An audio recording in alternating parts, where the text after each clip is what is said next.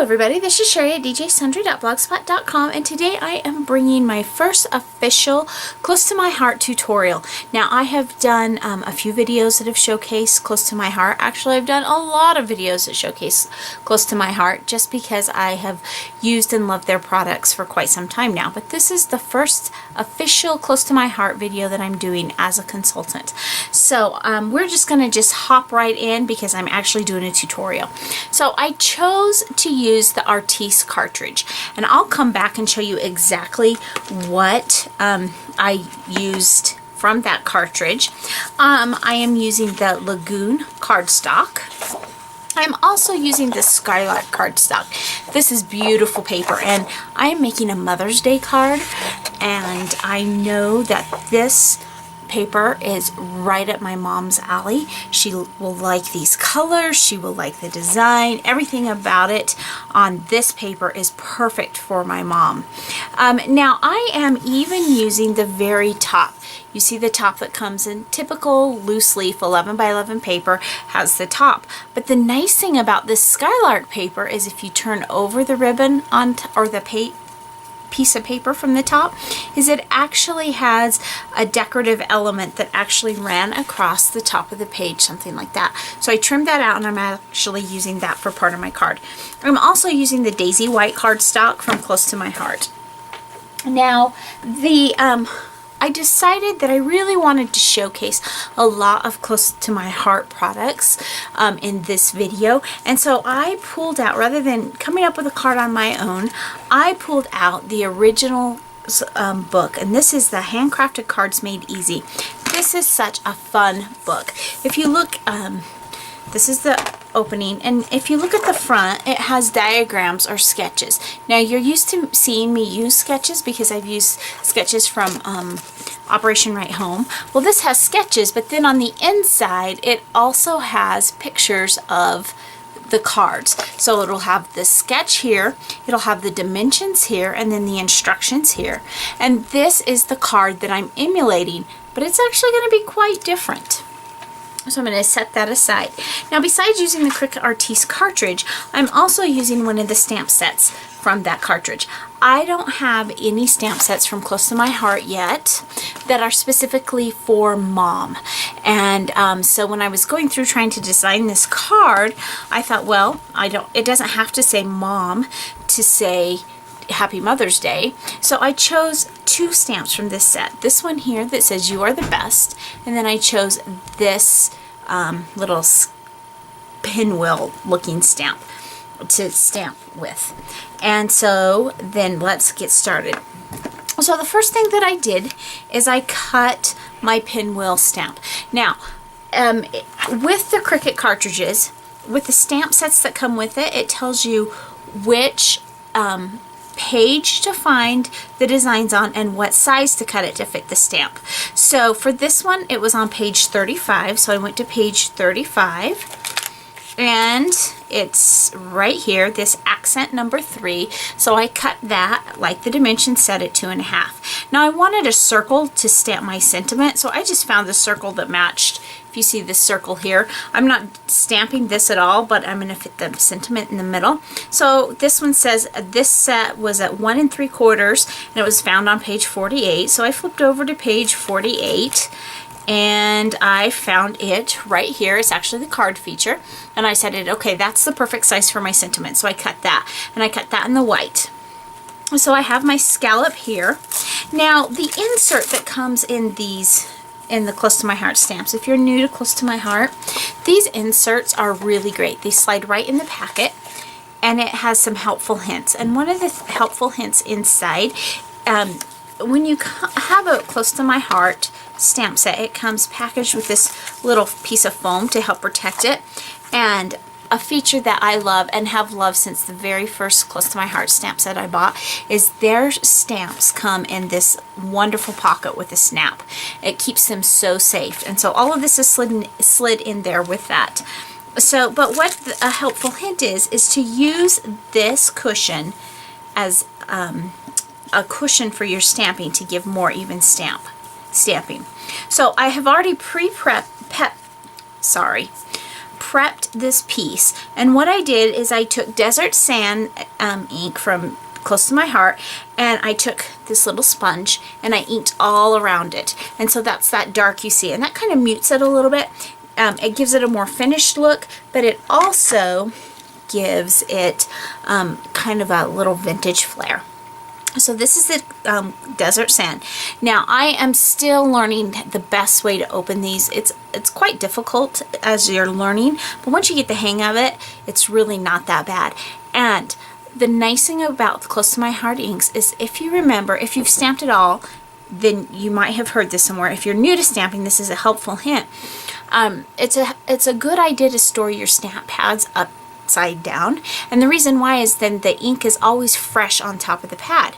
Well, Close to My Heart has fixed that for us, because this is the top and you would store it like this instead of upside down like this, because when you open up the stamp, and I am making this look easy because I've already loosened it, it's already upside down and it flips over. Isn't that neat? So this is the Desert Sand, and I'm going to just set that aside. And then the other one that I'm using is the Lagoon.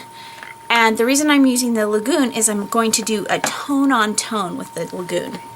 Now this is my big old stamp here. And I noticed when I was practicing this stamp, I wanted to make sure that the color combination was something that I was really going to like. And I noticed when I did that there was something on my stamp. So always check your stamp and make sure that it's a nice smooth surface and that there's no lint or plastic or anything on it. There's still maybe a little bit, but I think we're okay. So now I'm going to set that there. And I'm going to try to do this without getting my head in the way, so it may not be perfectly stamped, but I think it'll be just fine. So I'm just setting that down, pressing on it. And you can get these acrylic blocks from Close to My Heart as well. They are fabulous. I love them. I have used acrylic stamps for a very long time, and I have used acrylic photopolymer stamps for a long time, and I've used acrylic blocks. But I really like the feel and just the extra little detail they put in it and make it look pretty. Even the block itself is pretty. And I even put that on upside down, but that's okay. So I clean my stamps off immediately with a baby wipe, just so that I don't have to worry about it staining. As I go back later, if the stamp gets dirty, I do have Close to My Heart ink remover that I can or stamp cleaner that I can clean it. So this is the first element. Now my videos lately, my old videos used to be really long. Lately I have shortened my time a bit. This one's a bit longer because we are going over new products, so just bear with me. So this is the circle that I cut, and now I'm going to take and show you how I did this. I have my sponge here, and this you can get from Close to My Heart, and there are other types of sponges you could use. If you don't have a sponge like this, you could use a makeup wedge. Close to My Heart has some little finger daubers that I would really eventually like to get, because I think they would make really nice little distressors. So what I'm doing is I'm just lightly going around the edge. It'll give it a little bit of dimension, but also the bright white is a little bit whiter than what I want it to be. And then I'm going to add that second color by bringing some Lagoon in, just like that. Now I thought about this and I thought, do I want to stamp my sentiment in Lagoon, or do I want to stamp it in another color? So I tried the different colors of ink that I have from Close to My Heart, and I decided that Desert Sand was the one that I wanted to use. This stamp has been used before, and I think it was used with some pigment ink because it's not very clean. So I definitely need to get my Close to My Heart cleaner out and really clean this stamp well. Hopefully it's not too bad. I just really believe in taking care of our stamps. You know, you invest quite a bit into your stamps. It's a good idea to take care of it. Now I'm seeing here I've got a little dog hair, so I'm going to go back and re-ink that. It's that time of year where our animals are shedding. And then I'm going to put this right in the center, and it's going to say, "You are the best." Okay. Kind of wiggled a little bit. So what happens when you wiggle?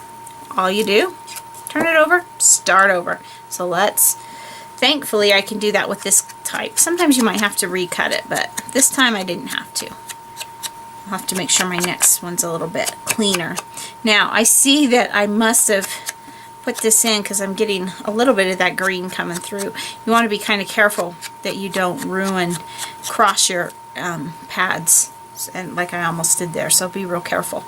Alright, let's make sure that this stamp is really clean. And I see part of my problem. So I've got a little bit of adhesive or something on there. And that would be why it's smeared. These clear stamps over time, especially with use, it's really easy to get them dirty. And actually they'll even get to the point where they won't stick to the block. And all you have to do is gently really clean them and they'll start sticking once again. Let's just get rid of some of that extra stuff there. Okay, I see what I'm doing.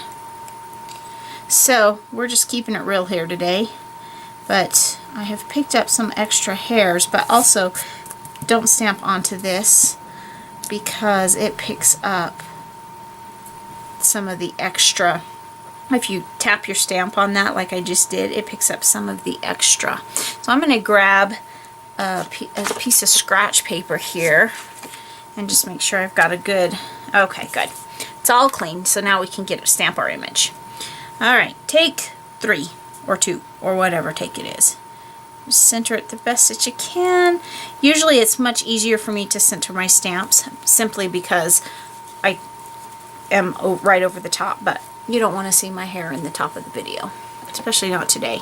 Okay, so there I am done with all of my stamping. I'm going to close my Lagoon ink. I think I'm going to use a little bit more of the desert sand. Again, we're going to come around, and I usually tend to mess up my stamps, so I try to keep my pads clean like that. Okay, so I'm going to set that aside. I've got all my stamping done. And now we're going to play with our next piece. So this is one of the strips. This is a strip that's cut at 2.5 inches this way and 3/4 inches this way.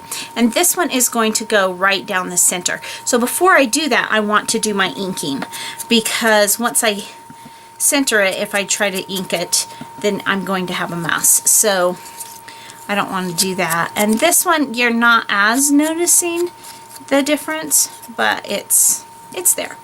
So now Close to My Heart does sell adhesive, and it's an adhesive that I actually have buried in my craft room. If you could see my craft room right now, you would understand exactly what I'm saying when I say it is a hot mess. It is a disaster in here.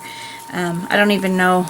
Every time I create, I have to find room. I just need to have a day or two to just do nothing but organize and clean and put stuff away. But I also need to get these projects done because Mother's Day is almost here and I want my mom to get her card.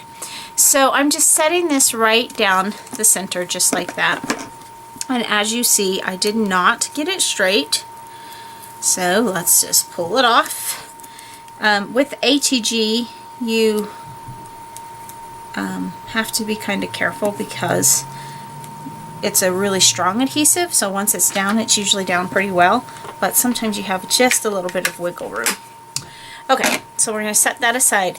So now we're going to start putting our card together. So I'm pulling out our sample here, and we see that we've got this piece up in the top, and that was supposed to be 2 3/4 by 2. And then we have another piece here that was supposed to be 1 3/4 by 2 1/4. However, I chose to use a circle instead. So when you're making sketches, you can go ahead and use your own creativity and add to it. So this is my card base. I've already prepped my card base by inking around the edges on the outside. It's double-sided paper. It's gorgeous paper. And we're going to start by putting the inside together. Obviously, it would be difficult for me to write a message inside here.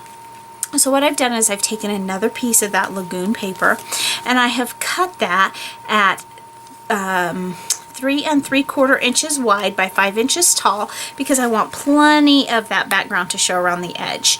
Normally I just go in 1/4 inch, but this time I did 1/2 inch. And then I took another piece of the white and I went 3 1/2 by 4 3/4 and I inked around those edges, and we're going to put those right down. I could do some other fun things if I wanted. It would be pretty to maybe put some more of the strip, the accent strip on the a border across the top, and I actually had considered doing that. However, I kind of think I like that as an accent, but I don't want too much of it, because that is the one element in the card that is a little bit less vintage feeling to me, and for my mom, I just think I want a blank. I have plenty of room to write a message in there.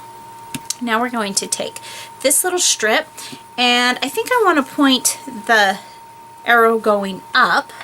And so in the original, it showed some brads or something on the top, but I'm afraid it's just a little bit too busy. I have some wonderful dimensional little triangles from Close to My Heart, but I thought it just looked too busy. So I don't want to do that this time. So we're going to just put this right about there. Now, why is it so important to have the white on the outside? More than just following the directions, more importantly is because this strip would get lost if you didn't have the white around it. It would be too busy. It's not calming or soothing to the eye, and we don't want to lose the strip in it. We want it to be an accent that's pleasing to the eye. So then the next piece that we're going to do is we're going to put this just like that right there. The beauty of working with double-sided paper, especially paper like this Skylark paper that has so many design elements in it, is you can just turn it turn it upside down and cut the other side like I did here, and that will give you your this actually goes like this. That will give you your cohesiveness and your you get your contrast, but at the same time you still get that pretty I can't even think, I'm getting tired.